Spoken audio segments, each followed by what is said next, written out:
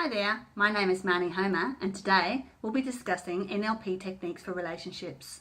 You know, most of us have some great relationships and sometimes we have difficult ones which can be challenging and uncomfortable and can even cause arguments. But with my top NLP techniques for relationship, you're sure to get a healthier, happier relationship faster. My number one NLP technique for relationships is respect the other person's model of the world.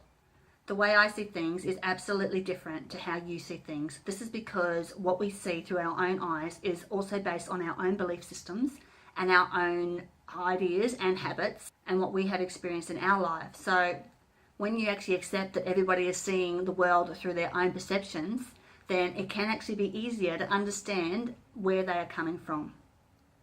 So my number two NLP technique for relationship is reframing. Helping someone to see the world or a problem or even a situation in another way can actually help them overcome the barriers that may be holding them back. A classic example of that is a client I had who had an issue with not being picked for something. This was something that was close to her heart and something that she really wanted to be part of. And she wasn't picked for this particular event, and it really upset her. It was only when I was able to tell her that the reason why she wasn't chosen is because the people that were chosen required more help than she did, that she could start to see it in another light completely. This actually helped her to feel better about not being accepted into the position that she was looking for, and actually ended up having a major influence on her perceptions. This actually was able to change her reactions and change the meaning of the experience. You can do that too. You can change the meaning of the experience by changing negative statements into positive. And you're actually able to do this for yourself as well as others. So my third NLP tip for relationships is being in cause.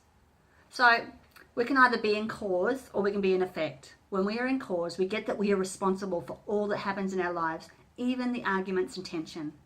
Being in effect means you blame the other person or you do not take responsibility for your own actions.